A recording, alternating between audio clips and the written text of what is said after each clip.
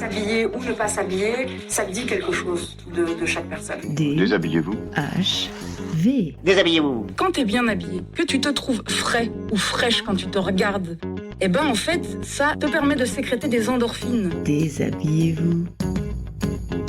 Salut, moi c'est Samia Boujard et tu t'apprêtes à écouter Déshabillez-vous avec Marie Guérin.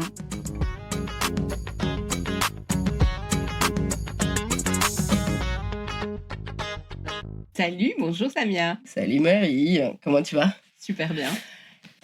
Merci de m'accueillir dans ton dressing. J'aurais pas pu rêver mieux parce que je pense que avant que DHV ne soit DHV, j'avais imaginé un jour entrer dans un aussi beau dressing d'une personnalité aussi modeuse que toi.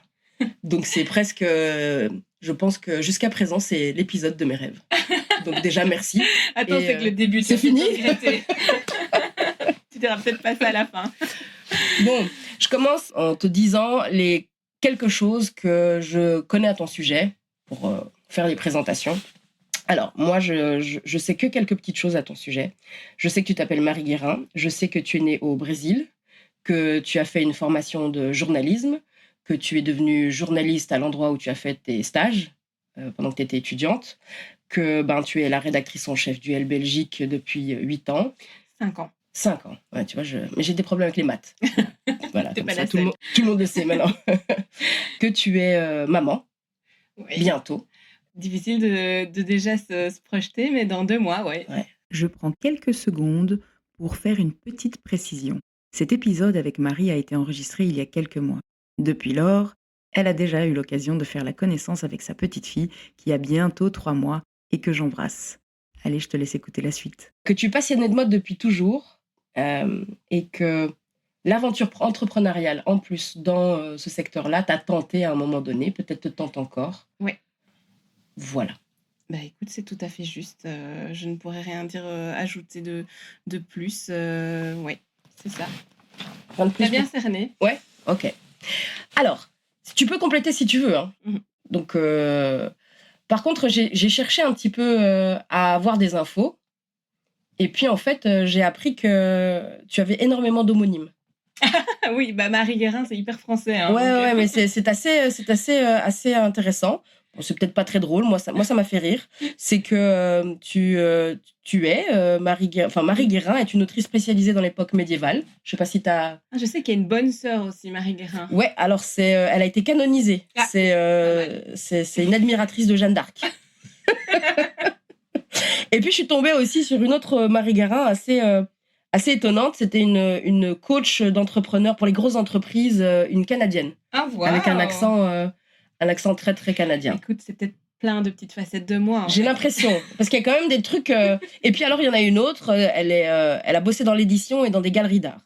Oh, tu vois, c'est tu ça. vois, donc j'ai trouvé des analogies. Trop chouette. Voilà, j'ai trouvé quelques analogies. Tu savais que tu avais autant d'homonymes ? Non, enfin, j'ai jamais creusé. Je me souviens que la première page Wikipédia qui sort, c'est la bonne sœur. Mais sinon, je ne vais pas régulièrement taper mon nom sur Google, je t'avoue. Ok. Comment est-ce qu'on est ? Comment est-ce qu'on est... Comment est-ce qu'on se connaît, toi et moi ? Mon Dieu, ça doit être via la RTBF. Je sais pas. Non, alors, tu sais quoi ? Le premier souvenir que j'ai de toi, c'était avec ton mari dans un festival afro, il me semble, où on s'est croisés. Oui, je me demande si c'était pas, tu sais, le festival super chouette à Beaux-Arts. La toute première édition. Oui. Afropolitane. Exactement. Oui. Organisée par Cabaciré. Oui. Ouais. Et qu'on était là et on s'est vus et on s'est parlé et ça a matché. Et puis je t'avais proposé de faire une mission de stylisme dans le cadre de The Voice. Tu te souviens ? Ouais. Pour Tiff. Oui. Ah voilà. Voilà. Merci d'avoir rafraîchi ma mémoire. Voilà. La fille qui pose des questions dans son truc, dans sa discussion, mais en fait, c'est pas juste pour avoir du contenu, c'est vraiment pour me rafraîchir la mémoire. C'est un peu... Alors, est-ce que tu veux bien décrire ta tenue d'aujourd'hui ? Parce que malheureusement, DHV n'est pas encore filmé. Ah, ben écoute, donc là, dans 2 mois et demi, j'accouche, donc ça devient de plus en plus périlleux de me sentir bien habillée. Donc j'ai une espèce de pantalon en velours qui est en format jogging, mais en velours côtelé rouge, avec un petit pull angora rouge de la même couleur, bien fluffy, mais bien confort, et une paire de baskets New Balance. Sans Tout terrain. oublier les accessoires. Oui, alors j'avais envie de perles aujourd'hui, donc je me suis mis des bracelets en perles. J'adore Voilà. les perles. Et une bouche rouge parce que comme ça, je suis bien rouge, je ressemble à une tomate. Comment tu qualifierais ton style d'aujourd'hui et comment est-ce que tu qualifies ton style en général? Alors, coloré, ça c'est vraiment tous les matins, j'ai envie de porter de la couleur. Aujourd'hui, il est plutôt détendu, mais en fonction des événements où je vais, il va être plus chic, parfois carrément extravagant et parfois très, très décontracté. Voilà, donc en fait, si tu veux, la ligne de la couleur et de l'extravagance, j'ai plusieurs déclinaisons qui va du très décontracté au super gala avec des robes voilà, assez fantastiques, dont une que tu connais puisque Oui. tu me l'as faite. En effet, elle est fantastique cette robe. Mais parce que c'est toi qui la portes aussi. Et tu as toujours eu cette... alors pardon pour celles et ceux qui nous écoutent et qui entendent que ma voix n'est pas comme d'habitude, je suis enrhumée. Et j'essaye que ça ne s'entende le moins possible. Et de respirer en même temps. Ce qui est pas chose facile. Est-ce que tu as toujours aimé les couleurs? Est-ce que tu as toujours aimé justement ce côté extravagant dans ton apparence, dans ton style vestimentaire? Oui, alors après toujours, c'est vrai que la période de l'adolescence est une période toujours très très ingrate et que quand je regarde les images, on voit qu'il y a eu des tentatives, hein, mais tout en essayant de me conformer aussi. Mais je sais qu'au fond de moi, j'ai toujours été attirée par ce qui était coloré. Et je crois maintenant, avec le recul, que c'est mon sang brésilien, en fait, qui fait ça. Parce que quand je vois des femmes brésiliennes ou des latinas, etc., où elles ont cette espèce de naturel avec la couleur, je me dis ça doit venir de là. Parce que ça vient pas de la Belgique. Hein. C'est intéressant ce que tu dis. C'est la sensation que j'ai.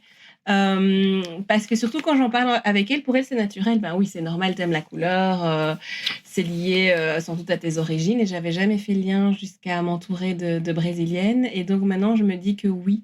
Et quand je voyage et que je vais dans des pays latins, Ouais. je connecte. Mais tu sais, genre le Mexique, par exemple, tu es toujours entouré de couleurs, de surcharges, de motifs, etc. Ben, je m'y retrouve très, très bien. Donc, je pense que ça a toujours été en moi. C'est juste qu'il a fallu le temps que j'ai vraiment la confiance de l'assumer, tout simplement. Et combien de temps ça t'a pris? À quel moment tu penses dans tes souvenirs? Je bouge parce que je veux voir un peu les couleurs. Ah ouais, et la proportion de fringues de ton... Il y a un petit coin pour mon mari qui fait... voilà. Ben, je pense que ça a dû être aussi en parallèle avec ma carrière de journaliste. En fait, quand tu rencontres des créateurs, quand tu commences à découvrir des univers qui correspondent aux tiens et que tu dises, ben, en fait, c'est validé, c'est OK. Et puis, à un moment donné, tu commences à aussi t'assumer en tant que personne et tu t'en fous pas mal de correspondre à une tendance ou voilà. Et tu t'affirmes aussi ton style. Voilà. Alors, bon, le problème, c'est que parfois, je me dis jamais de noir. Et c'est assez contraignant. Donc, maintenant, j'essaye aussi de ne pas être trop radicale. Tu t'étais dit... Il y a une période où je m'étais dit, le noir, c'est non. Mais en fait, le noir, avec une belle pièce de couleur, c'est aussi très frais, très joli. Donc, et surtout quand je veux être plutôt sexy ou gala, parfois, je vais plutôt jouer sur l'extravagance d'une forme ou d'un volume, même si c'est noir. Et donc, j'essaie d'être aussi un petit peu moins radicale pour ne pas trop me fermer non plus. Donc, voilà. Mais c'est des choses qui s'apprennent avec le temps. Pour quelle raison est-ce que tu as voulu enlever le noir? Est-ce que parce qu'il y a une certaine identification derrière les gens qui s'habillent en noir? Parce que t'as dit c'était avec ta carrière de journaliste dans les magazines féminins. Et donc, les tendances, c'est important. Créer son identité, se différencier, c'est important. Et puis après, j'imagine qu'en arrivant au poste de rédactrice en chef, cette différenciation est aussi importante parce que tu ne représentes plus que toi-même, tu représentes un magazine et derrière un magazine, il y a une communauté qui va lire ce magazine parce qu'elle s'y identifie, qu'elle voudrait s'y identifier. Donc comment est-ce que toi, tu t'es positionnée par rapport à ça et à quel moment ça s'est fait et comment ça s'est fait? Alors, je t'avoue que je n'ai pas tellement conscientisé le self-branding au moment où je suis devenue rédactrice en chef parce que bon, ça faisait un petit temps que j'avais construit mon image et que je savais où j'allais. Donc, pour te répondre sur le noir, c'est qu'effectivement, tout le monde porte du noir dans la mode. Tout le monde, tout le temps. Mais le total look, quand tu vas à un événement mode, tout le monde est en noir. Et ça me déprimait.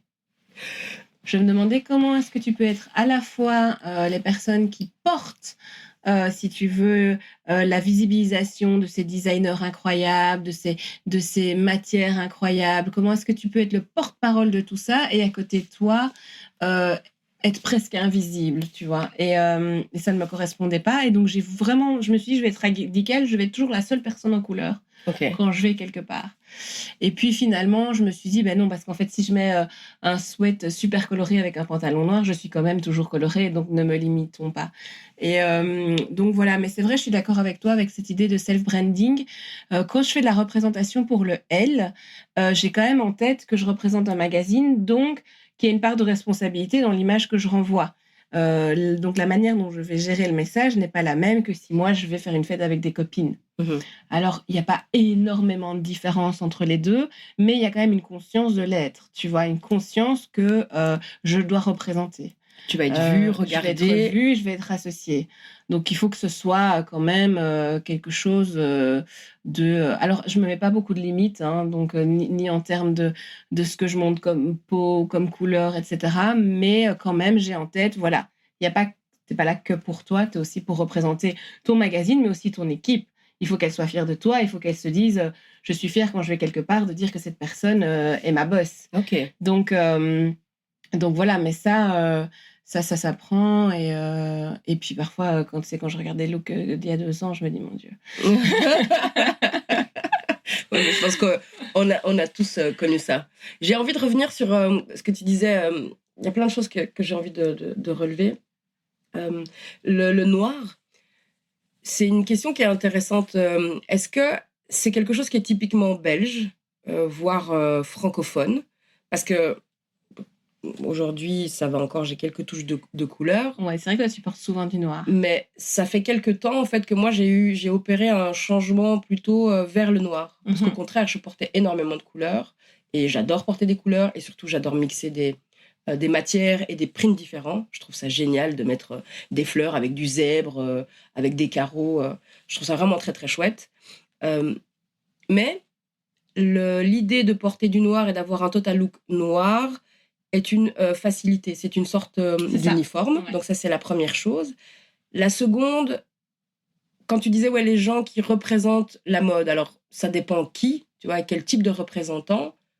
Quand tu as des gens qui sont eux-mêmes designers et qui font des choses un peu flamboyantes et qui sont très, très sobres dans leur tenue, je me dis, est-ce qu'il y a une volonté derrière de mettre en avant plutôt ce que tu crées plutôt que toi? Parce qu'on parlait de self-branding et que les créateurs, les designers, j'ai l'impression de ceux que je connais, et je pense que toi, tu en connais quand même plus que moi, que tu en as côtoyé un petit peu plus et à l'international en plus, que ce sont des gens qui ne sont pas forcément à l'aise avec leur identité. Le fait d'être public, le fait d'être entouré, d'avoir de la lumière, parce que s'ils voulaient prendre de la lumière, j'imagine qu'ils seraient devenus mannequins et pas créateurs de... Tu as tout à fait raison. C'est vraiment en général des personnalités qui veulent les séparer leur art, leur œuvre, et eux, ils sont juste derrière. Donc, ça joue. Et puis aussi, je pense que... ils ont aussi besoin de certains moments de calme, je veux dire visuellement, pour réfléchir, pour créer. Et que si eux-mêmes étaient déjà, ils s'auto-stimulaient tout le temps, tu vois, je pense que pour eux, c'est aussi compliqué. Parce qu'ils doivent faire du neuf, donc ils partent d'une page blanche. Et je pense qu'aussi leur look est une façon aussi d'un petit peu neutraliser les influences quand ils créent. Donc ça c'est sûr, mais après c'est quoi l'excuse des journalistes? Ça je dirais que là on part vraiment sur l'identité. Alors on part vraiment sur les individus qu'ils sont avant le métier qu'ils font et qui représentent d'une certaine manière, puisque c'est un métier public entre guillemets. Donc je pense que là la question elle est plus en termes d'identité personnelle. C'est quel rapport on a avec sa propre image, quel rapport on a aux vêtements, quel rapport on a au monde. Comment est-ce qu'on veut que le monde nous perçoive? Parce que c'est un peu ça la raison d'être, en tout cas de mon point de vue, d'un vêtement. C'est que ça te permet de raconter des choses au monde. Exactement. Ça te permet de conditionner aussi le regard du monde sur toi. Mais je pense que plus tu en as conscience, plus l'exercice est difficile. C'est peut-être une réponse aussi. Parce qu'elles ont tellement conscience de ce que ça représente que jouer la neutralité est une façon peut-être de, tu vois, de ne pas prendre de risques. Exact. Je pense que c'est, ouais, ça, à mon avis, ça doit être une peut-être des réponses. S'il y en a plusieurs, en tout cas, celle-là me semble assez cohérente, tu vois, assez plausible. De dire, bah oui, c'est horrible quand tu es une personnalité publique de te dire qu'on pourrait interpréter qui tu es, une facette de toi, parce que tout le monde n'a pas conscience justement de cette pluralité qu'offre le vêtement. Mhm. Le vêtement offre vraiment une pluralité de mise en avant de ta personnalité, de tes envies, de tes émotions aussi parfois. Et donc ouais, je pense que ça doit être ça. Ça doit être par peur du jugement finalement. Ouais, sans doute. Tu vois. Sans doute. Et tu as parlé de tendance. Enfin non, tu as parlé de tendance. Je sais pas si tu l'as dit le mot tendance, mais Oui, je l'ai dit. et ben, tendance, c'est quand même un mot qu'on retrouve souvent dans ton métier, sur les couvertures des magazines à chaque saison. Ça veut dire quoi pour toi, une tendance ? J'ai envie de dire malheureusement, pour moi, c'est un mot qui est très, très, très galvaudé, mais pourtant qui continue à faire vendre énormément. Pendant toute une époque dans le magazine, je voulais plus faire de dossier de présentation de tendance. Donc pendant 1 an, et ça a été très compliqué à mettre en place parce qu'on a toujours 2 spéciaux mode qui sont septembre et mars. Et puis tu as les spéciaux accessoires qui suivent, donc qui sont en octobre et en avril. Et je m'étais dit, moi, je veux plus faire de dossier tendance. Ça n'a plus de sens parce que les tendances sont toujours les mêmes. La tendance fleur, la tendance pink, la tendance, tu vois, la tendance extravagance, les plumes. Chaque année, tu retrouves les mêmes choses. Puis tu as toute la partie grège, beige, minimalisme. Enfin, je te les récite et c'est les mêmes mais avec des variations. Et je me disais, ça n'a aucun sens, surtout aujourd'hui avec les réseaux sociaux, où en fait les tendances passent tellement vite, tu as des micro-tendances, tu vois, tu as un créateur qui va sortir quelque chose, il va y avoir une nouvelle tendance, et nous on sort 2 mois après. Donc je trouvais que ça n'avait plus de sens. Eh bien, les gens les voulaient. Donc j'ai dû réinstaurer mes dossiers spéciaux mode qui présentent les tendances où tu as vraiment les images de catwalk avec la tendance de la dentelle, la tendance de trucs. Donc il y avait quand même une envie de toujours se raccrocher à ce système de tendance qui pour moi est un petit peu anachronique aujourd'hui. Quand tu vois la rapidité avec laquelle la mode avance, et pas uniquement la fast fashion, parce que ça c'est encore un autre débat, mais même les maisons de couture aujourd'hui, elles ont une collection cruise, elles ont une collection homme, elles ont une collection haute couture, elles ont 2 collections, enfin ça fait 8 à 9 collections par an. Je veux dire, c'est chaque fois une nouvelle stimulation et ça présente chaque fois un nouvel univers, etc. Donc, ça bouge très, très vite. Et nous, les magazines, il nous faut 2 mois pour les préparer. Ouais. Donc, c'est vrai que moi, la notion de tendance... Alors, moi, ce que j'aime bien plutôt dans la notion de tendance, c'est la notion plutôt sociologique. Ok, vas-y. Ça, là, tu m'intéresses encore plus. C'est ce que ça va avoir comme, par exemple, la réinterprétation du sexy. À un moment donné, tu avais le normcore et puis tu vas avoir tout d'un coup les nanas qui sont toutes en bustier en corset, tu vois. Et alors ça correspond vraiment à des moments de récession, à des moments, tu vois, après le Covid, etc., à des mentalités, à des envies. Et là, c'est vraiment intéressant parce que tu peux comprendre que sur plusieurs endroits de la planète, et je te parle pas que des grandes capitales de la mode, je te parle de l'Asie, eh bien, il y a une convergence vers les mêmes envies et où les gens commencent à porter les mêmes choses parce que certaines situations économiques, sociologiques font qu'ils en ont envie. Et là, je trouve que c'est intéressant. Et toi, comment est-ce que tu fais maintenant que tu as pris conscience de ça, justement, que d'un point de vue sociologique, en fait, le vêtement est un peu un miroir. Enfin, en tout cas, c'est ma perception du vêtement. Le vêtement, pour moi, est un peu le miroir de la santé mentale d'une société. Exactement. Tout à fait. Et donc, comment est-ce que tu fais, toi ? Alors, la question, elle a 2 axes. Le premier, c'est pour l'exprimer, l'exploiter, le documenter dans ton travail.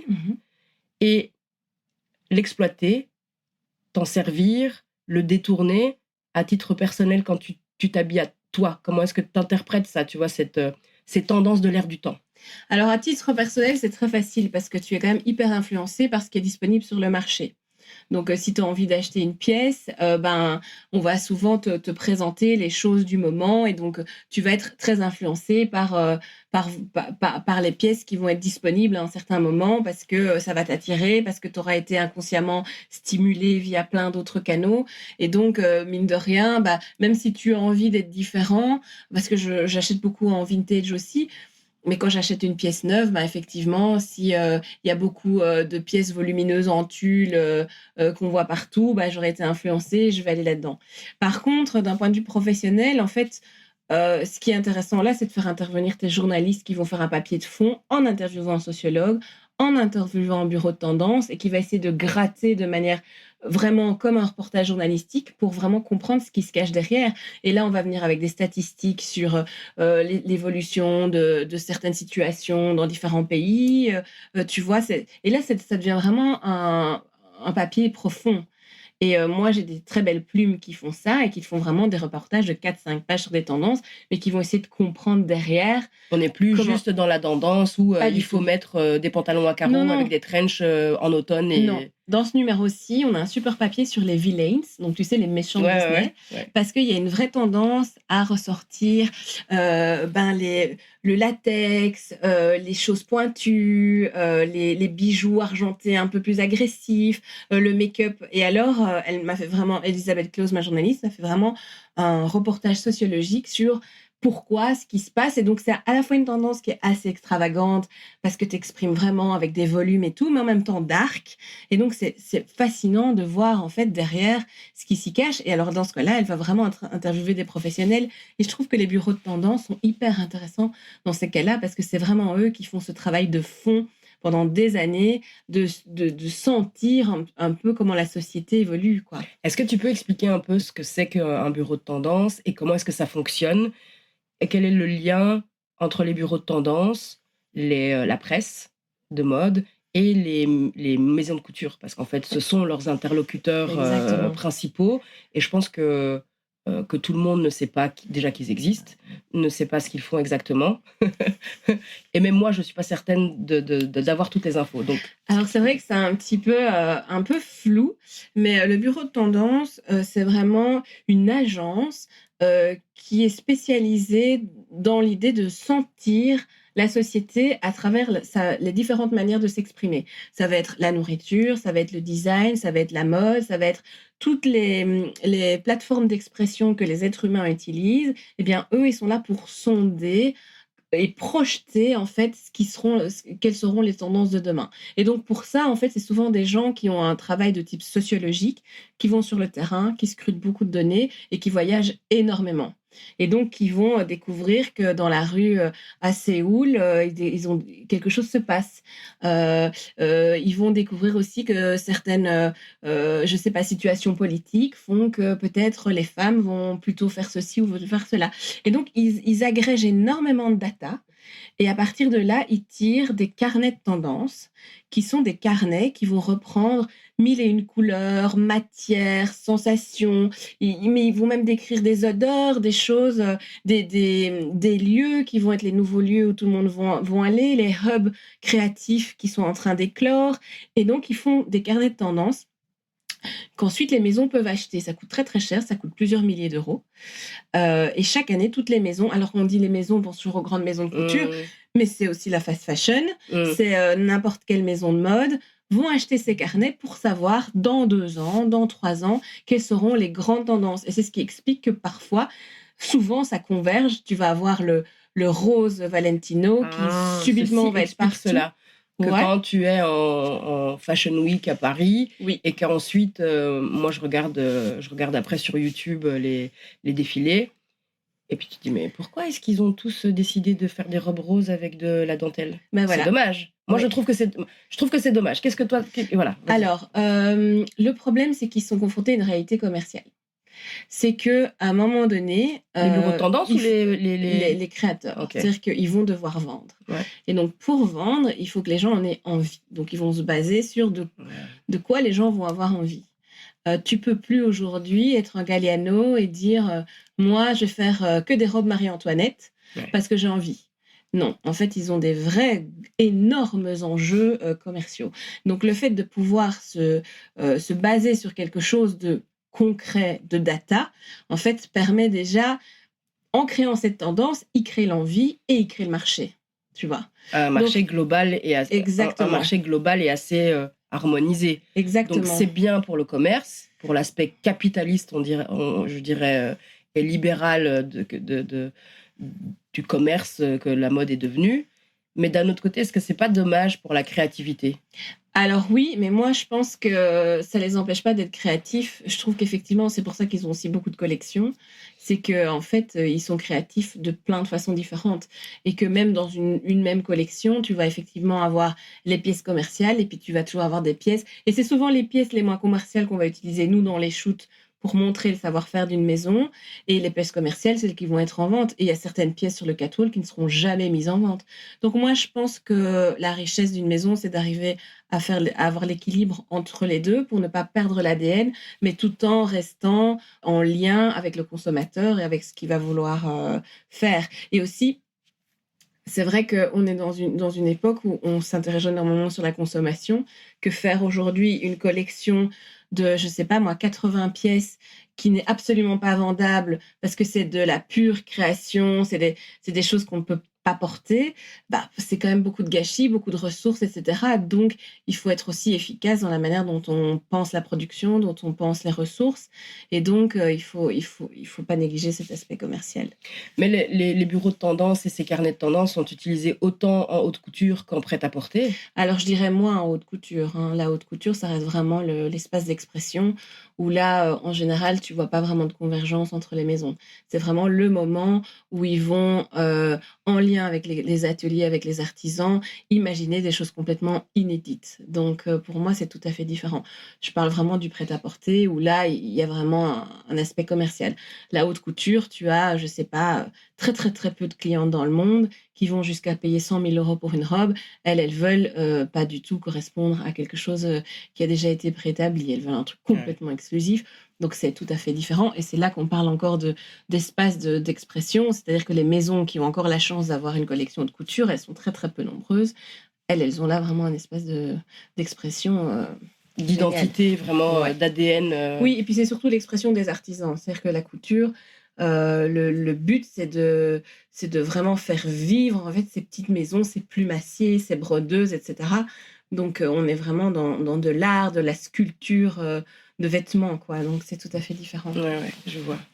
Et donc, pour en revenir alors aux tendances et au fait que tu as essayé de ne plus faire de carnet de tendance pendant une année, et puis que finalement, les lectrices, j'imagine, ont dû écrire quelque part ou vous informer de leur volonté, leur envie d'avoir ces carnets de tendance, me fait me demander, mais alors, qui est la lectrice du L ? Qu'est-ce qu'elle cherche, la lectrice du L ? C'est très difficile d'y répondre.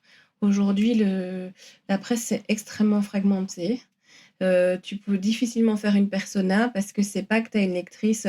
Évidemment, heureusement, on a encore plein de lectrices fidèles qui l'achètent tous les mois, mais c'est pas le modèle de base, la lectrice. La lectrice, elle, encore faut-il qu'elle arrive jusqu'à une librairie parce que c'est déjà une démarche engagée de se dire je vais aller acheter un magazine, mais elle va être influencée par tout le choix et puis elle va peut-être prendre le Vogue France un mois et puis une fois le L Belgique.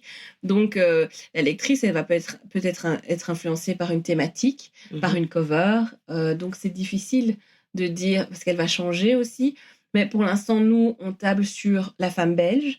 La femme belge entre, disons, 25 et 60 ans, pour moi, ça n'a pas vraiment de sens de mettre en âge parce que ça dépend plutôt de ton envie sur le moment.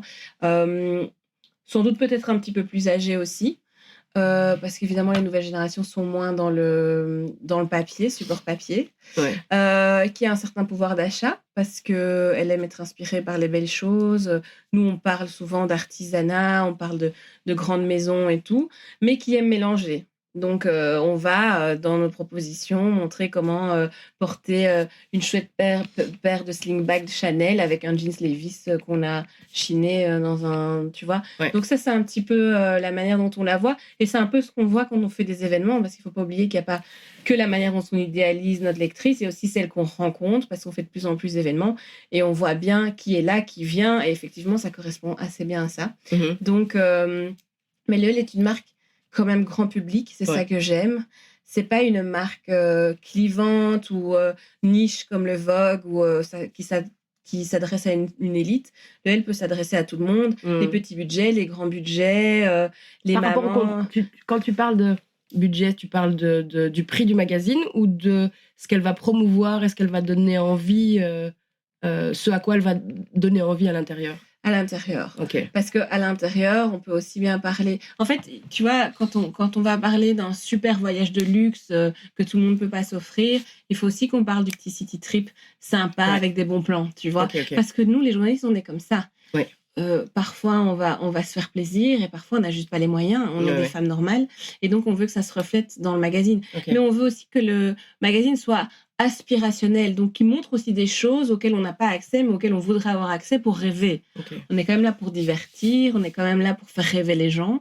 Donc, c'est trouver l'équilibre entre les deux. Et je pense que notre lectrice, elle est ça. C'est une femme active, c'est une femme qui a plein de projets, qui a de l'ambition, mais qui est multiple, qui parfois veut lire un truc juste pour se divertir, se faire du bien et se marrer, et qui parfois a envie de lire un truc profond sur, par exemple, là on est en train de préparer notre numéro business, sur comment gérer son matrimoine, sur les finances, sur l'immobilier, voilà, mais tourner toujours vers l'angle des femmes et comment est-ce que les femmes gèrent ça.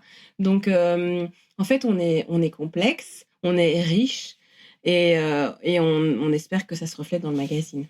Ok. Et quand tu disais qu'il y a une multiplicité d'offres, donc il y a plus de magazines? Non. Mais alors, pas en termes de publication, mais disons que les gens achètent moins de magazines. Donc, ils en achètent un. Donc, c'est un, tu vois. Alors qu'avant, tu pouvais acheter, et même moi, te dire je vais dans une librairie, je prends 3-4 magazines, etc., etc. Maintenant, c'est plus du tout le cas. Donc, si tu fais l'effort d'acheter un magazine pour aller prendre l'avion, t'en prends un. Et donc, ça réduit en fait les chances qu'on achète ton magazine. Donc, il faut être tous les mois, en fait, on doit veiller à ce que ce soit attirant, à ce qu'on ait un bon thème, à ce que la cover soit forte, parce que chaque mois, c'est une remise en question. Est-ce que la lectrice doit s'identifier au sujet ou à la couverture du magazine pour l'acheter? Non, je pense pas. D'ailleurs, c'est pas le cas en termes de chiffres. C'est pas parce que tu vas avoir un mannequin plus lambda que ça va mieux se vendre que si tu vois, ou c'est pas parce que tu vas avoir une superstar que ça va mieux se vendre. Donc en fait, c'est très fluctuant. C'est pour ça que ça doit vraiment être un mélange entre ce que tu proposes en interne, les sujets qui sont en cover et la cover, tu vois. Mais or, la cover, c'est pas forcément la personnalité, c'est la couleur, ça va être comment ça attire. En fait, il y a tellement de paramètres. Même nous, aujourd'hui, c'est hyper compliqué à prévoir. Donc, c'est toujours un challenge. À chaque numéro. Ouais. Du coup, nous, ce qu'on se dit, c'est qu'on va essayer de chaque fois de surprendre, de faire un numéro qui plaît, qui est étonnant, qui est différent de ce qu'on a déjà fait. Et puis, on verra, Inch'Allah, tu vois. Ok. Donc, c'est intéressant. Ouais. On va en revenir un peu. On en revient à toi. Moi, je me repositionne face à toutes ces couleurs. Oh, les chaussures. Alors, moi, je suis une psychopathe des chaussures. J'adore les chaussures. Ah ouais? Ah, j'adore les chaussures. Je savais pas ça. J'ai une collection de chaussures. Alors, je suis toujours avec des chaussures très confortables. Pratique. Avec un petit plateau parce que comme je suis... pas très grande, on va dire. Je suis un peu compacte, voilà. Mais j'adore les chaussures. C'est Manolo Blahnik là-bas, les roses avec le... Ça, c'est Mac & Mac, mais Manolo Blahnik, c'est celle en fourrure noire au-dessus, là, que tu vois. Vois. Oui, je vois. Avec l'arrière bleu que tu as porté à la Fashion Week de Paris il y a... Oh my God. Tout à fait. 2 ou 3 ans. Oui, tout à fait. Mon Dieu, oui. T'as vu ça, quelle mémoire? Oui, c'est fou parce que ouais. J'ai pas de OnlyFans chaussures. Bon, donc tu disais que les couleurs, tu parlais des couleurs tout à l'heure. Comment ton dressing est grand, mais il n'est pas aussi grand que je pourrais l'imaginer. Oui, après on est quand même toujours limité par le prix des loyers à Bruxelles. Ok, mais donc ça veut dire comment est-ce que tu fais? Pour être honnête, tu sais, là c'est mon dressing grossesse. Donc j'en ai autant en bas. Okay. J'ai aménagé ma cave en second dressing. Okay. Là, j'ai gardé uniquement les pièces que je pouvais potentiellement porter en grossesse. Okay. Mais j'ai le double en bas. Okay. Sans parler de mes fourrures de couleur, etc., qui sont aussi en bas. D'accord. Donc, en termes de quantité, là, on s'approche un peu plus de ce que moi, j'ai en tête. Parce que moi, je fais ce que tu fais comme métier. mais laisse tomber. Il faut que je loue des appartements comme C'est ça. Iris Apfel, tu vois. Iris Apfel, Exactement. Iris Apfel a plusieurs appartements à Manhattan qui sont remplis de fringues. C'est fou. Elle a des appartements, Voilà. des mètres et des mètres carrés de portants de fringues. Après, c'est une collectionneuse, c'est encore autre chose. Même si elle a tout porté. Oui, c'est ça. Elle a porte absolument vraiment. tout porté. Mais je m'interroge toujours sur comment est-ce qu'on fait pour, quand on choisit ses vêtements, comme toi tu le fais, donc en seconde main, en conscience de qui tu es professionnellement, en conscience aussi avec l'amour que tu as pour la fantaisie, pour l'extravagance, et pour la joie et la bonne humeur que ça procure que de porter un vêtement beau, confortable. Bien fait. Comment est-ce que tu fais pour décider ce que tu gardes pas Oui, parce qu'en fait, là, récemment, j'ai vraiment commencé à beaucoup à avoir un turnover. C'est-à-dire parce que je reçois aussi pas mal de choses et donc à me dire bon quand je reçois il faut que je mette de côté des pièces. C'est simple, en général les pièces que je donne, parce que je donne beaucoup aux petits riens, c'est celles que j'ai vu que ça fait 2 ans que je l'ai pas mise. Ok. Tu vois, et pourquoi je l'ai pas mise depuis 2 ans. Et en fait, eux, ils ont un système comme ça, où tu as des petits cintres, des petits riens. Tu mets les pièces sur lesquelles tu as un point d'interrogation, donc sur leur petit cintre jaune. Tu les laisses dans ton dressing et puis tu viens voir 2 ans après si elle a bougé. Sinon, tu mets dans le sac. Et j'adorais cette idée et je fonctionne un peu comme ça. Parce que je trouve qu'aujourd'hui, à 35 ans, mes goûts sont plus ou moins stabilisés. Donc, une pièce que j'ai pas mise depuis 2 ans, sans doute qu'elle n'est pas très bien coupée, peut-être qu'elle n'est pas très flatteuse, peut-être que la couleur finalement ne me va pas et donc ça sert à rien que je la garde ou que je m'acharne. Donc ça, en général, je fais ça. Et alors aussi, j'essaye d'éliminer de plus en plus de fast fashion, d'avoir de moins en moins de pièces de fast fashion, de garder des pièces vraiment de qualité et au fur et à mesure de rentrer chaque fois des pièces de qualité. Donc voilà, évidemment au début... quand tu es étudiante, quand tu accumules énormément de pièces de mauvaise qualité, que tu achètes, tu sais pas pourquoi, tu les mets qu'une seule fois. Et puis donc ça, progressivement, systématiquement, j'essaie de m'en débarrasser. Voilà. Mais bon, le marché de ces pièces-là va être énorme dans quelques années parce que tout le monde le fait et donc on va se retrouver dans les boutiques vintage avec que des pièces de fast fashion. C'est déjà le cas, tu sais, dans les... Dommage, hein. Ouais. Tu parlais des petits riens avec lesquels je travaille dans mon travail de styliste pour la RTBF et en discutant justement avec des équipes des petits riens, eh bien, ils me disent que c'est de plus en plus difficile pour eux au centre de tri, parce qu'ils n'ont qu'un seul centre de tri en Belgique, avec des équipes qui sont là depuis très longtemps, puis avec leur mission sociale. Enfin voilà, et les gens sont vraiment formés à ce métier, à reconnaître les vêtements, à pouvoir les catégoriser, tout ça. Et en fait, c'est de plus en plus difficile parce qu'ils se retrouvent de plus en plus avec des vêtements d'une qualité plus que médiocre qu'ils ne peuvent pas revendre, en fait, parce que comment pourraient-ils, eux, revendre à un prix moindre un t-shirt qui, en magasin, ne coûte que 4 €, par exemple? Tout à fait. À combien vont-ils le vendre? Donc, ça part pour faire des chiffons au kilo, et donc pour eux, c'est un manque à gagner. Ouais. Oui, ça, c'est un vrai problème. C'est-à-dire que j'avais lu que d'ici quelques années, mais vraiment pas longtemps, en maximum 5 ans, non, je pense que même c'est moins, je pense que c'est 2 ans, le marché du seconde main sera, en termes de nombre de pièces, sera supérieur au marché du neuf, alors que Dieu sait que la fast fashion produit déjà énormément, parce qu'on aura effectivement toutes ces pièces dont les gens vont se débarrasser, et du coup, qu'est-ce qu'on va en faire? Parce que, effectivement... on va pas vouloir les racheter, ça n'aura aucune valeur et elles seront disponibles, elles seront là. Donc c'est une vraie question. En fait, je pense que recycler, ça va être la solution, c'est d'en faire d'autres choses, mais ce sera plus vendable. Il y a une entreprise, je crois que c'est une entreprise française qui a été créée par une femme. Je ne sais pas pourquoi j'ai comme souvenir que de formation elle est architecte, mais je ne suis pas certaine, et qui en fait a lancé un concept de briques, donc de briques d'aménagement d'intérieur avec du textile compressé. Oui, je vois très très bien. Tu vois? Tout à fait. C'est de l'isolant. Donc et alors il y a du mobilier. Oui. Moi j'ai vu aussi du mobilier. Est-ce que j'ai vu ça dans un magazine d'ailleurs? Je sais plus. Mais en tout cas, Oui, effectivement, il y a une autre utilisation possible. Il faudra de toute façon trouver des alternatives à ces déchets, à ces nouveaux déchets, qui après se retrouvent en partie même sur les marchés de seconde main dans les pays étrangers, dont l'Afrique. Par exemple, il y a des fripiers. Il y a un fripier parisien qui a une petite boutique, c'est Marché Noir à Paris. Et donc, lui, il récupère des vêtements de seconde main en Afrique. Je ne me souviens plus exactement dans quel pays. Et lui-même se rend compte qu'il trouve de moins en moins de pièces de qualité, de belles matières qui sont bien cousues, d'une belle façon. Et donc, en fait, il y a vraiment un modèle à réinventer. C'est-à-dire que pendant longtemps, enfin même moi, quand je faisais les fripes, tu avais beaucoup de pièces des années 70, 60, puis 80. Et maintenant qu'on est sur les années 90, des années 2000, on arrive dans la fast fashion. Ouais. Et donc, effectivement, je vois pas l'intérêt d'aller acheter une pièce Zara quand je vais faire une boutique vintage. Alors que ce que j'aimais, c'est trouver un pantalon pour 5 €, 100% en laine, hyper bien coupé. Et aussi au niveau des tailles, parce que là, tu vas commencer à arriver dans les années 90 où tu as des tailles genre 32, des slims, des tailles basses. Des sizing un peu hors norme, quoi. Voilà. Enfin, même pas humain, quoi. Oui, ça va être un gros challenge pour l'industrie.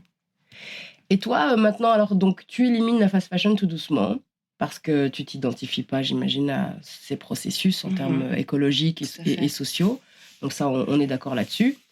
Quand tu choisis une pièce, est-ce que vraiment tu la scrutes et tu réfléchis d'où elle vient et tout ça, ou c'est vraiment juste le coup de cœur? Parce que comme tu viens de dire, tu vas pas, même si tu as un coup de cœur sur une pièce Zara dans un magasin de seconde main, ça a du sens ou pas? Non. Ça, je vais dire non, direct. Ça, je vais pas prendre. Mais même, j'achète très, très peu chez Zara. Enfin, tu vois, j'achète presque plus. Enfin, j'y vais pas, je rentre même pas dans un magasin Zara. Mais moi, ça va être d'abord la qualité. Donc, avant de savoir d'où vient la marque, en fait, ça dépend aussi du prix. J'aime bien quand je mets 300, 400 € pour une pièce, de savoir l'histoire derrière, etc. Mais si je mets 100 € pour une pièce, ça va être d'abord le coup de cœur, ça va être d'abord la qualité de la matière. Je vais regarder la provenance de la matière. Je préfère les matières naturelles, etc. Aussi parce qu'une belle soie, ça te flatte. Enfin, tu vois, c'est plus flatteur et tout ça. Et puis parce que t'as pas envie de sentir ta transpiration. Enfin voilà. Donc, il y a aussi la connaissance, en fait. Voilà, il y a d'abord la qualité de la matière, de la coupe, etc. Et puis, en fonction peut-être de l'investissement, je vais peut-être aller plus loin dans la recherche pour voir si mon argent ne va pas être, enfin, tu vois, utilisé à mauvais escient. Exactement. Okay. Mais oui, je pense que ce qui est important aussi, c'est de comprendre la valeur des choses. Un t-shirt à 5 €, comme tu dis, ce n'est pas possible.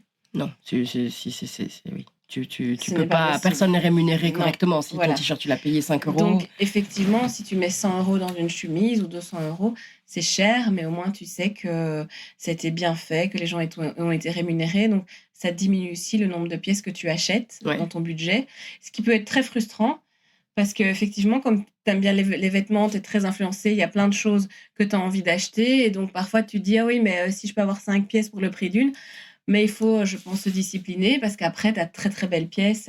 Tu es hyper content de la ressortir et tu es hyper content de la mettre. Ouais, c'est le plaisir de la relation que tu as même avec ton vêtement. Ok. Mais donc tu gardes les pièces, tu vas commencer, tu rentres tout doucement dans un process où tu vas garder des pièces longtemps. Oui. Est-ce que tu penses qu'il va y avoir un retour justement de ça, de garder des pièces longtemps, de se les faire, de se les passer? Parce que, par exemple, j'ai entendu dans un podcast, c'est Histoire de mode, je pense, que j'ai beaucoup, beaucoup aimé, où il disait qu'il avait récupéré des pulls en cachemire de son père. Et qu'en fait, aujourd'hui, ça ne se faisait plus. Parce qu'aujourd'hui, on peut trouver chez Uniqlo des pulls en cachemire. Alors oui, bien sûr, ils sont faits en cachemire, mais soit c'est pas le même, soit le tissage n'est pas le même. Parce qu'en fait, au bout de deux fois, tu le portes 2 fois, ça bouloche. Enfin, il tient pas aussi chaud qu'un vrai cachemire. Et puis quand tu le poses sur, enfin, c'est pas la même chose, pas la même sensation. Est-ce que tu penses qu'on va revenir avec cette conscience écologique et sociale qui, j'ai l'impression, qui se globalise, lentement mais sûrement. Oui. On va revenir à un nouveau modèle un nouveau modèle économique, un nouveau modèle de production et de consommation du vêtement? Je pense et je l'espère, mais j'ai beaucoup d'espoir sur la nouvelle génération. La génération Z est hyper mieux conscientisée et avertie, a des exigences au niveau des marques qui sont obligées de s'adapter. Donc oui, tout à fait. Il y a une vraie conscience, je pense, encore plus que pour notre génération. Nous, on a vraiment vécu la surconsommation de vêtements, l'arrivée de la fast fashion. Donc c'est vraiment notre génération avant, les millennials.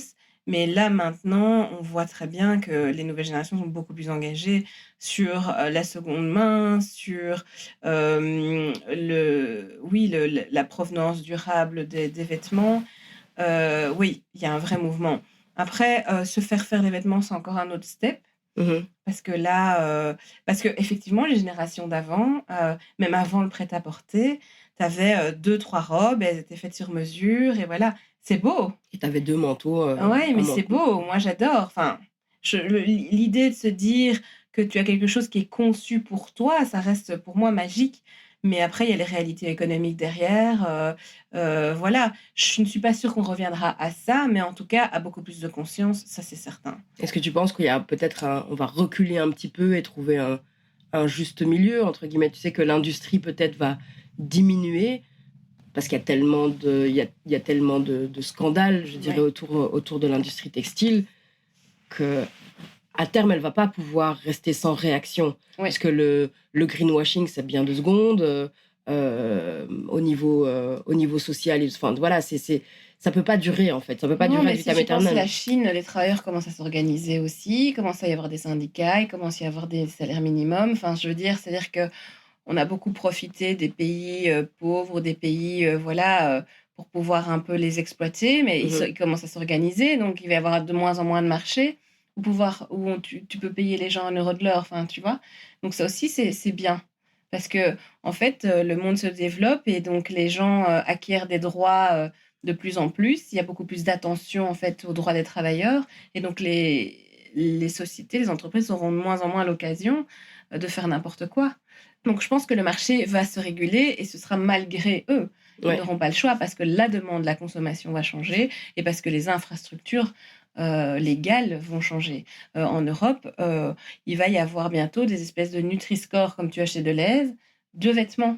Ah ouais. Ouais, donc ça, ils sont en train de mettre ça en place. Donc d'ici 1 an, tu pourras, quand tu achètes une pièce, ils seront obligés de dire, en fait, quel est son score en matière de durabilité, de respect du travail. C'est génial. C'est génial.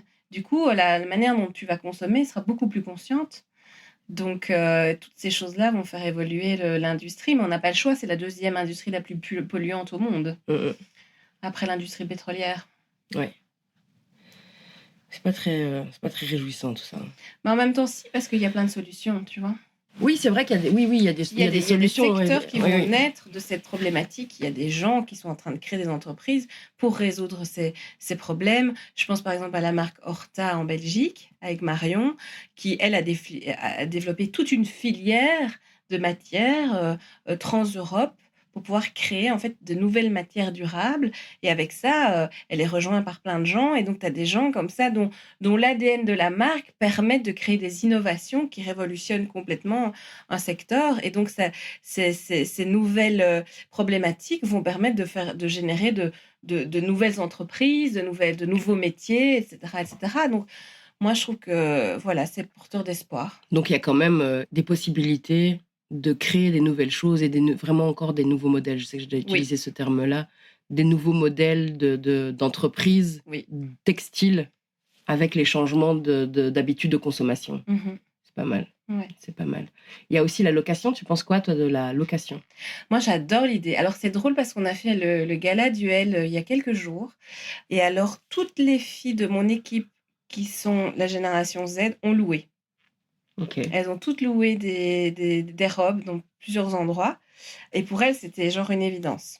Tu vois, elles ne sont pas dit, il y a même un service de location chez H&M pour la collection Paco Rabanne. Ah ouais? Oui, et donc elles sont allées là. Donc c'était vraiment hors de question qu'on achète une pièce pour la porter qu'une fois ou voilà. Donc pour elles, c'était une évidence. Elles l'ont toutes fait. Bien. C'est un réflexe. Alors que toi, tu le vois toujours parmi tes possibilités, mais c'est pas l'évidence. Pour elles, c'était l'évidence. Et j'ai trouvé ça génial. Après, je trouve que l'offre ne correspond pas encore à la demande. Donc ça, c'est un marché, quoi. Ça, c'est un vrai marché.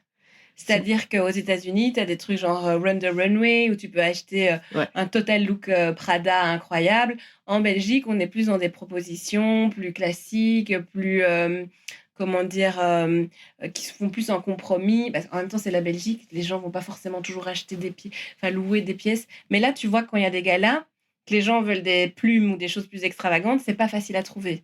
Tu te retrouves vite à louer une robe bâche ou une robe, tu vois, Hiro ou un truc comme ça. Je vois. C'est pas tombé dans l'oreille d'une sourde, tout ça.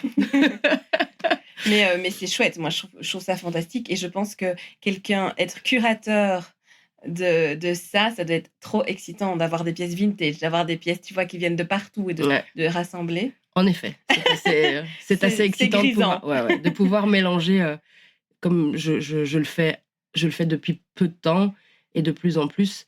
Donc je peux te confirmer que ça, c'est vraiment, vraiment génial parce que ce que tu décrivais tout à l'heure, le plaisir de sortir une pièce, de la toucher, puis après de la voir porter ou de la porter soi-même, ça devient vraiment un réel plaisir. C'est vraiment la matérialisation d'une envie, d'une idée, d'une image, d'une sensation, d'un souvenir parfois. Enfin, voilà, ça fait vraiment appel à un spectre extrêmement large d'émotions axées sur le plaisir. Donc, et aussi, il y a un truc qu'il ne faut pas oublier, c'est les tailles.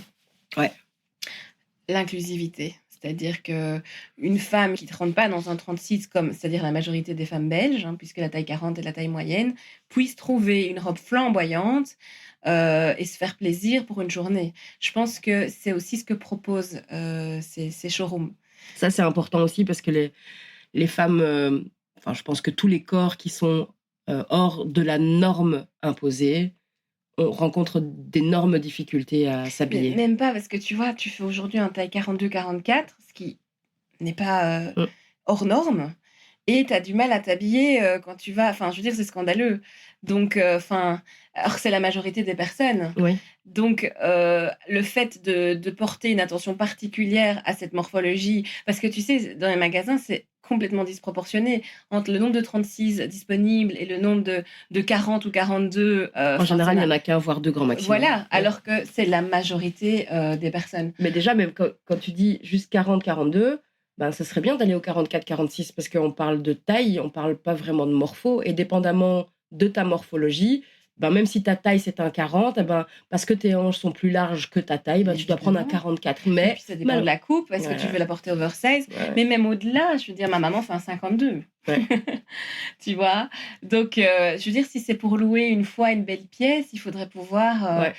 Et donc ça, je pense que c'est aussi quelque chose de très important avec la location de vêtements, c'est que ce soit inclusif et que toute femme puisse se sentir belle et puisse vraiment avoir son moment pendant une soirée et tout, ce que n'offrent pas vraiment pour l'instant les marques. Ouais, ça c'est une chouette alternative.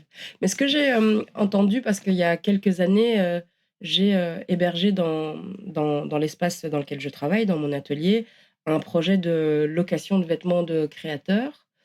Et en fait, les deux nanas qui ont lancé ce projet-là, ça n'a pas fonctionné parce que les vêtements qu'elles proposaient étaient des vêtements de tous les jours. Ah oui. Et donc, c'était difficile. Des beaux vêtements de tous les jours, donc des pantalons en laine, particulièrement bien coupés, avec des finitions vraiment très, très, très bien faites, avec un service après-vente de la part du designer qui pouvait venir faire des ajustements ou des réparations s'il y avait le moindre problème. Et ça n'a pas fonctionné. Parce que ce qu'elle s'entendait dire à l'époque, c'était les gens ont besoin les femmes avaient besoin de posséder leurs vêtements du quotidien. Oui. Donc, ce que tu dis là, je peux l'entendre très aisément pour des vêtements hors normes. Oui. Même si je pense que toi et moi, des vêtements hors normes, on pourrait le porter tous les jours. Donc ça, c'est une question de style. Mais pour, je dirais, la femme plus classique, il y a ce besoin de posséder. Qu'est-ce que tu penses de cette question de possession? Est-ce que c'est parce que le vêtement devient une prolongation Bien sûr. de toi? Oui, et puis après, il ne faut pas oublier l'aspect logistique. Enfin, tu vois, je veux dire, même si c'est souvent des systèmes où tu peux louer pour tout le mois et tu as déjà ta garde-robe, qui a le temps de les faire les retours, etc. C'est un temps que tu prends parce que tu vas à un mariage ou parce que tu as une occasion spéciale et là que tu sais que tu t'accordes ce temps. Ouais. Par contre, pour le côté tous les jours, il n'y a rien de plus facile que de prendre le jeans dans ton armoire, ton t-shirt, tes baskets et je suis partie. C'est sûr. Euh, C'est sûr. Moi, je vois plutôt ça pour l'aspect logistique, effectivement. Et puis, n'oublie pas qu'il y a aussi l'aspect, c'est pas ton vêtement, donc tu dois faire plus attention. Et dans le quotidien, tu sais pas tout le temps faire attention à ton vêtement. Quand tu as une belle robe de gala, bah, tu sais que tu vas pas, tu sais là où tu vas, dans quel événement, et tu sais que tu vas faire attention, tu as tes petits talons, etc. Mais dans le quotidien, tu as des enfants, tu as ceci, il se passe quoi? Enfin, tu vois, je pense que je vois ce que tu veux dire. je comprends tout à fait que ce soit complexe, en fait, pour les vêtements du quotidien. Et puis la location n'est pas encore tout à fait un réflexe, donc je pense que commencer par les habits d'exception, ceux dans lesquels on a déjà un mindset, où on sait déjà qu'on va faire un effort, qu'on va faire quelque chose de différent, c'est déjà une meilleure ouverture, quoi. C'est bien, ça donne de belles perspectives finalement. Ah ouais, mais alors par contre, ce qui est vrai, c'est que il faut beaucoup d'investissement quand tu dois te lancer là-dedans, parce qu'il te faut beaucoup de pièces. Si tu veux des très belles pièces, elles coûtent très très très cher. Le problème des pièces très très très chères, et moi c'est pour ça que je dis il faut plutôt aller dans le vintage, parce que si tu te dis je vais prendre une pièce de la dernière collection de Vuitton qui est très très visible, bah, soit tu la mets de côté et tu la ressors dans 4-5 ans, mais si c'est pour la porter au moment de la saison d'après, elle est déjà obsolète, donc, et tu as payé, je sais pas, 3 000 € pour une robe. Donc, c'est un très très gros investissement. Ouais. Il faut aussi bien curer ça parce que donc on va tendance à aller dans les choses un peu conformistes parce que tu dis il faut qu'un maximum de personnes l'aiment bien, donc plutôt que de la choisir en rose, je vais la choisir en bleu foncé. Donc je crois que ça doit être quand même assez complexe à mettre en place. Ouais, je vois ce que tu veux dire. Point de vue Ouais, je vois ce que tu veux financier, dire. quoi. Oui, donc commençons déjà par notre garde-robe. Oui. Commençons déjà par notre garde-robe. Trier, garder que les choses de qualité, les choses qu'on porte, et puis ne réalimenter qu'avec des choses qui sont issues, qui n'ont pas été fabriquées pour nous, des choses qui sont issues d'un circuit vintage, ou alors fait pour soi, quoi, sur mesure, ou Ouais. un ancien vêtement transformé. Ou des très belles choses, des très très belles pièces où tu as été acheter ça chez un créateur, ou soutenir aussi le travail des créateurs. Ouais. Alors, on arrive tout doucement sur la fin.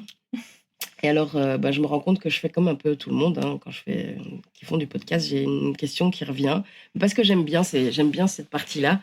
À l'époque où je donnais des formations, je donnais des formations en image de soi à des femmes qui se réinséraient dans le circuit professionnel. Et j'avais fait ce petit jeu-là en début d'année et puis en fin d'année. C'est le portrait chinois. Mhm. Et donc, c'est portrait chinois axé sur le vêtement, évidemment. Donc, on va commencer ton petit portrait chinois, Marie. Si tu étais une robe, quel genre de robe serais-tu? Quelle couleur? Quel volume? Quel motif? Quelle matière? Je serais une robe longue, moulante, sans doute, mais plutôt confortable. Donc, tu sais, genre... En jersey? Oui, ou un truc... mais avec du volume sur les épaules, par exemple, ou dans les manches.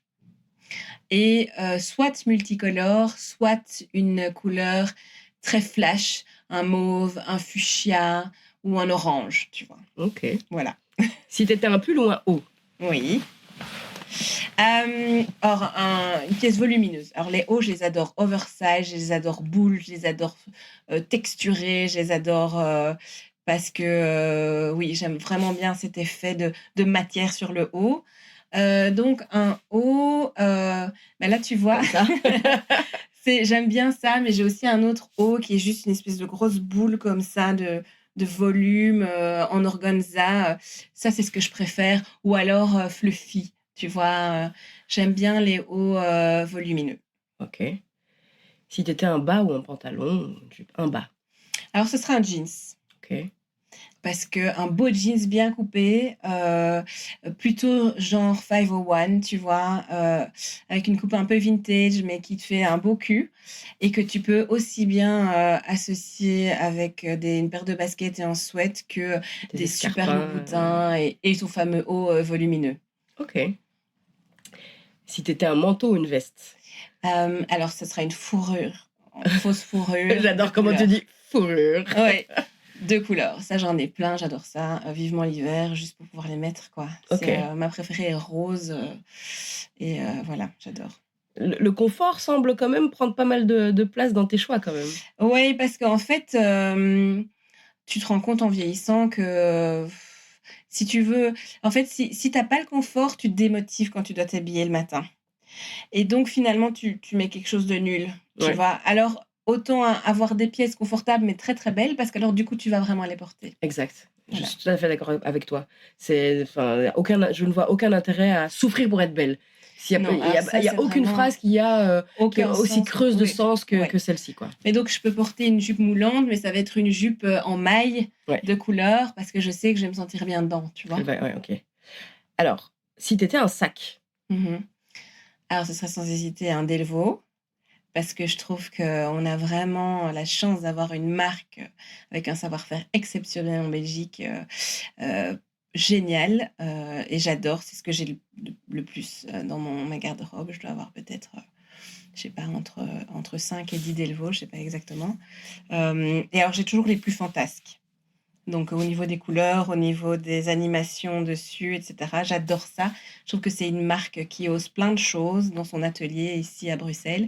Et parce que moi, j'adore avoir un sac de couleurs ok. aussi. Je suis toujours en couleur, mais ça me rassure parce que je me dis, même si j'ai aujourd'hui mon look est un petit peu plus simple, le fait d'avoir mon sac va Ok. tout de suite m'apporter la couleur dont j'ai besoin. C'est aussi quelque chose que tu as développé avec le temps, comme ça, ces petits tips and tricks pour... Oui, parce qu'au début, on dit toujours non, il faut que surtout si c'est un sac cher, si c'est un investissement, il faut qu'il soit intemporel, noir, marron. Mais en fait, non, parce que s'il est cher, tu as envie qu'il se voit, tu as envie que ce soit un accessoire qui rehausse ton Ouais, look. oui. Donc, tu dis, non, je vais prendre le truc le plus fun. Alors, en général, tu vois, moi, j'aime bien les couleurs genre jaune, un beau vert, un beau rose. Donc voilà, alors que je peux mixer avec d'autres couleurs. Ouais. Mais mon sac va vraiment être, tu le vois. Ok. Tu vois qu'elle a son sac, on le voit bien, etc. Et ça justifie le prix. By the way, j'ai adoré le sac que tu as porté avec la robe rose au gala de la Monnaie. C'était une boîte de chocolat. Je me suis dit, waouh, c'est trop bien. C'est le genre de délire que j'aurais pu faire. J'ai pas de sac, qu'est-ce que je vais prendre? La boîte de chocolat. Oui, Trop exactement. Oui, bien. et tout rentrait dedans, j'avais mon téléphone, j'avais tout. C'est trop bien. C'est Pierre Marcolini qui devait être content. Oui. Alors, si t'étais un chapeau, tu portes des chapeaux? Je t'ai jamais vu avec des chapeaux. Pas. Non. Maintenant, je porte quelques bonnets. Les chapeaux, non. C'est le problème de mes cheveux. Hein. J'ai une afro. Et donc, non, j'en porte pas. Non, parce que ça écrase tes cheveux. Oui, et puis ça les abîme. Enfin, voilà, ça les abîme, façon de parler. Mais en tout cas, voilà, tu sais que tu devrais avoir une coiffure adaptée. Et puis, ils sont jamais assez grands, en fait. Ouais. Ok. Et à moins de demander à Elvis Pompilio de m'en faire un sur mesure, a priori... Ça peut se faire. Mais a priori, non. Et puis, j'ai l'impression que j'ai pas une tête à chapeau. J'ai jamais eu de révélation où je mettais un chapeau et je me disais « Oh, waouh, c'est vraiment... ça me va trop bien. » Non. Mais c'est pas... je sais pas. Ok. Même les casquettes, j'adore ça. Je trouve ça trop fun. J'aime bien porter du streetwear. Ouais. Mais je trouve que ça me... Non. Ok. Je garde cette info quelque part. Je ne sais pas pourquoi. Si tu étais une paire de chaussures, j'ai une idée, mais si tu étais une paire de chaussures. Un escarpin, une paire d'escarpins. Combien de centimètres? Alors, je suis plus sur le 10, c'est fini, parce qu'on parlait, mais on est quand même toujours sur le 8. T'es sur le 8. Plateau, pas plateau? Pas plateau. Enfin, ça dépend, mais je dirais qu'on va partir sur la forme classique. 8 sans plateau, bout pointu pour l'instant, mais bon, ça change avec les... Mais là, pour l'instant, on est toujours là-dessus. Et alors, de couleur aussi, oui, je regarde mes escarpins et j'en ai qu'une paire de noirs en fait. Sinon j'ai tout, j'ai de l'effet python, j'ai des strass, j'ai des broderies, j'ai des... Même tes tongs, elles sont colorées, elles sont dingues, elles sont quoi. fluo avec des spikes, ouais. C'est des tongs loup-boutin, donc tu vois, ça allait jusque dans le détail. Je ne savais pas qu'ils faisaient des tongs. Oui, ils font même des petits chaussons pour la nuit. C'est chouette. Mais donc oui, et évidemment, c'est une marque que j'aime beaucoup parce que son artisanat reste dingue. Mais est-ce que toi, tu les trouves confortables? Non, Est-ce que pas tu fais du partie tout. de celles... Ok, Pas du tout, on va pas se mentir. Hein. ok. Plus les chaussures sont chères, moins elles sont confortables. Hein. Je veux dire, il n'y a rien de plus confortable qu'une paire de baskets. Le reste... Ouais. Donc, c'est oui. vraiment juste pour le... Oui. Là, on est vraiment dans la construction d'une image. Quoi. Oui, et je les mets parce que j'ai un event, j'ai une soirée, je sais que je vais pas marcher. Ou alors, si je dois marcher, je les échange le temps de la marche. Marie, tu viens de briser un tabou, là. Je sais pas si tu te rends compte, tu vois. Tu viens de dire quelque chose que j'avais besoin d'entendre. Voilà, oui. c'est trop bien. Et puis, cette cambrure n'est pas humaine. Je veux dire, d'ailleurs, Louboutin, ce qu'il aime vraiment, c'est ce côté extrêmement cambré. Et c'est pas possible, tu peux pas tenir là-dessus indéfiniment. Donc, mais après, ils sortent aussi plein de chaussures. Ils sortent des baskets, ils ont des ballerines, etc. Mais c'est juste que pour moi, si je dois faire l'investissement, parce que ces chaussures, ils sont de plus en plus chères, ce sera pas pour avoir une paire de ballerines. On est d'accord. Voilà. On est d'accord. Donc, oui, mais je les porte très, très peu d'heures, évidemment.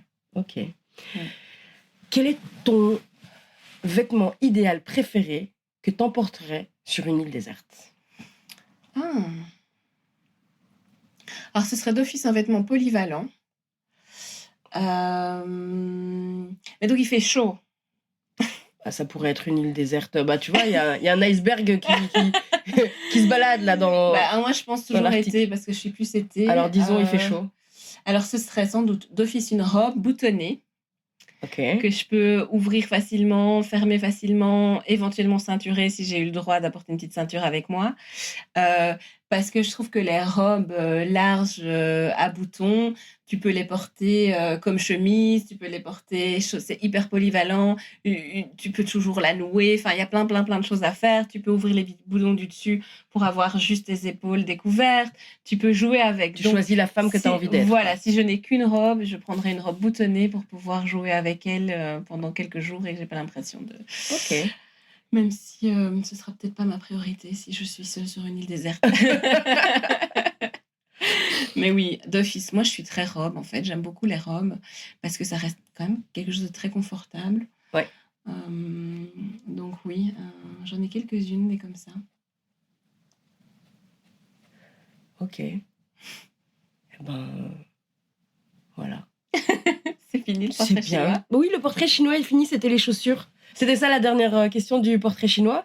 Et en fait, à quoi sert le portrait chinois? Le portrait chinois sert à faire une sorte de portrait robot. Ah oui. J'aime bien faire des découpages, des collages et des coloriages. D'accord. Et donc, je vais essayer de faire un découpage, collage, coloriage avec les réponses de ton portrait chinois. Ah, trop chouette. Voilà. J'adore l'idée. Donc, trop bien. Je sais pas quand tu auras le temps de faire ça. Quand j'aurai le temps de faire ça, mais je vais le faire. Et bah, tu seras la première à le voir. Donc, c'est à ça que sert aussi... ce portrait chinois. Trop bien. Dernière question. C'est quoi ta définition du vêtement? Avant tout, pour moi, le vêtement, c'est un produit extraordinaire parce qu'il te protège et en même temps, il te permet de t'exprimer. Donc, je trouve que c'est une pièce fabuleuse parce que c'est une pièce dont tu as besoin tous les jours. C'est une pièce de ton quotidien, mais en même temps, c'est une énorme plateforme infinie d'expression, de création. Donc, je trouve que c'est parfois un objet qu'on néglige ou auquel on ne fait pas attention. Et pourtant, je veux dire, c'est notre seconde peau, quoi. Donc, voilà, pour moi, c'est à la fois extrêmement utilitaire et à la fois extrêmement profond. Parce que ça peut être plein de poésie, ça peut être ça exprime toutes nos émotions. Donc, c'est essentiel, c'est capital, c'est une pièce du quotidien qu'on partage tous. Et voilà. Super, merci. Merci en tout cas. Hein. Merci à toi, Marie. Merci de m'avoir permis d'entrer dans cette pièce incroyable. Franchement, je vais prendre des photos pour mes archives et pour les tiennes. Merci pour ton écoute. J'espère que tu auras apprécié ce tout premier épisode avec la pétillante Marie Guérin. Si cette discussion t'a intéressé, questionné ou inspiré, je t'invite à me partager tes commentaires et surtout à t'abonner à DHV sur la plateforme d'écoute de ton choix. Dans le prochain épisode, je reçois un danseur, Emmanuel Diela Nkita.